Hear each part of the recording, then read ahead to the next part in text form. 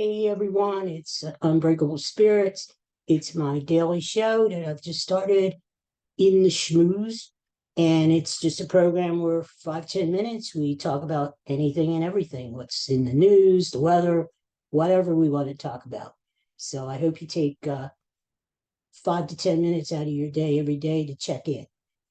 Today we got a lot to talk about. To fill in, first of all, I got to say happy birthday to Ringo Starr. He's 83 years old today. Ringo, he looks great. As far as I know, he's doing great.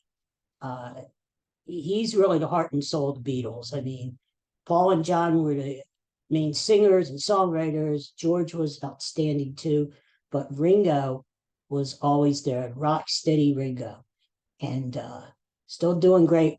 What is your favorite Ringo Starr song? Mine is "It Don't Come Easy." That's my favorite Ringo song, and along Ringo with the Beatles. I mean, how can you go wrong with Yellow Submarine, right? I mean, I was playing it in the kitchen today while I was having breakfast, and I'm singing along. I'm there by myself, and I'm singing along to it. So, Ringo, if you're out there, peace and love, my friend. I hope you have a fun day, and thanks for all the great music over the years. Keep on going, yeah. Keep on going. I got to let you know that new platform, Threads, started up the other night, and I just joined yesterday, and I think it's great. I think it's great. I don't know about you guys. Um, I'm on Twitter, as you know, Wheel and Greg, but Threads is a lot like Twitter. First of all, it was very easy to sign up to. I'm not a very technical guy. I hate that stuff. And but it wasn't bad. I mean, if you have an Instagram account, it runs through that, and you just have to sign in a few times, and you're there. It's a lot like Twitter. You got to get used to the different buttons and different things are in different places. But I'm sure they're going to work out any problems down the road. Um, what's cool about it, though, at least for me, is there are no ads that I've found so far.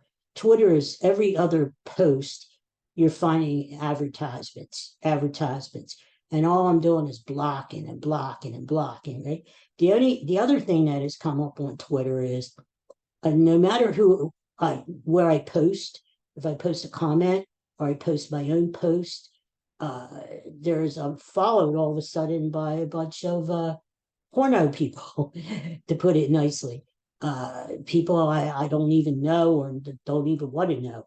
And I have to block them too. So it seems like when our friend Elon took over, things sort of went down into the toilet there. Now, I still have Twitter. I have friends on Twitter that I want to keep in touch with. And but I've been, looking for new friends or my old friends on Threads, and I'm sure they'll show up. I saw Richard Marks, one of my buddies. He was he saw him on the last night, and he liked my post, so he's on. It was kind of cool because when I signed up to Threads Thursday morning, all of a sudden you see all these famous people literally coming on to the platform as we speak. I mean, Shaquille O'Neal. I mean, there's so many sports people, celebrities, famous people just coming on, and that's the time to say hello to them because like nobody knows they're there, and they don't have any followers yet, and it's like I said hello to Michael J. Fox, who happens to be one of my favorites, and he said hello back. Um, so it's kind of cool. So we'll see how Threads do. I think it's going to do great though. The other thing, Phillies won their 12th game in a row on the road. Can you believe that? It's their longest winning streak on the road since 1976, 13 games in a row. That was a great team back in 76 with Schmidt and Luzinski and Boa, and those guys are just getting together. 12 in a row, that's the second longest streak since 1900. It's the second longest streak in Philadelphia Phillies history. So if the Phils win tonight, they play 3 in Miami this weekend. Tough place to play. Usually the Phils have trouble with Miami, but they have Zach Wheeler going tonight. If they win tonight, that will be 13 in a row. They will tie their all-time record, and they could break the record Saturday night then. You got to give credit to the Phillies. I don't think they're going to catch Atlanta in National League East. They're just too far ahead, and they're too good. But Phillies get in like last year, get into the wild card. Anything can happen in the playoffs. We're going to have an exciting summer. The next couple of months are going to be great for baseball until our Eagles start. So go Phillies. Go Phillies over the weekend. Final thing I want to say is today is 7/7. It's July the 7th.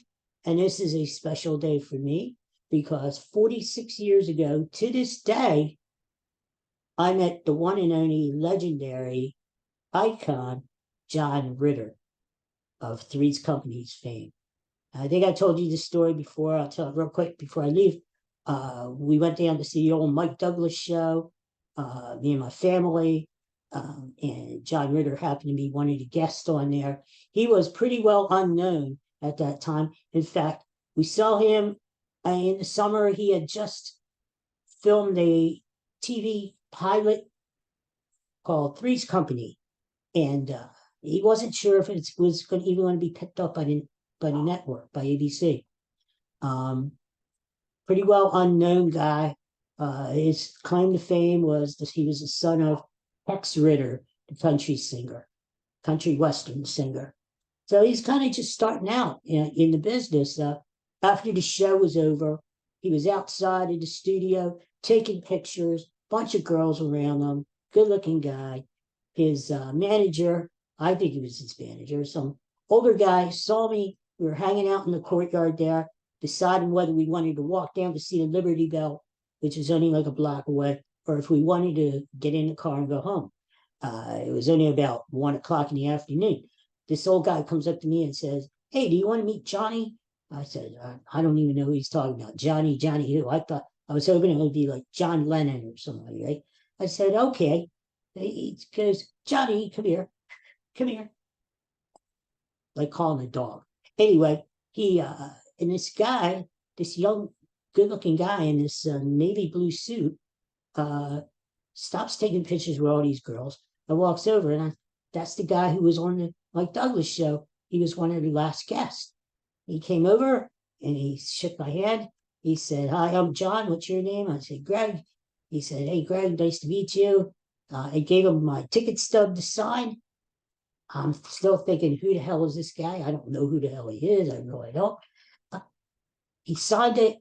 The ticket stub was so small. He put "best wishes, John Ritter," and the Ritter went down the side of the ticket. He was very funny. He said, "I hope you understand my chicken scratch." I said, "I'm sure I will." We shook hands again, and that was it. We're getting ready to leave. He was happened to stand next to me waiting for a cab, and on Market Street there, had a jacket thrown over his shoulder. It was really hot that day, July 7th, 1977, and smoking a cigarette. Cab came, jumped in the cab, off he went into history. I write about it in my book, Unbreakable Spirit. Little did I know back then that John Ritter would turn out to be one of the funniest, legendary comics of all time. Don Knotts, who played on Three's Company for a few years after he played Barney Fife on the Andy Griffin Show, once said, "John Ritter is the greatest physical comic on the planet." And I think he was. He was just he was a great actor. And then he did some movies, did a TV show toward the end of his life. And last movie was Bad Santa. He was great in Bad Santa. And when he died unexpectedly, had a heart attack. He was only 53, I believe. I teared up because not only did I enjoy watching John Ritter perform, I remember I remember 7777 when I met John Ritter. So I will always think of this day fondly.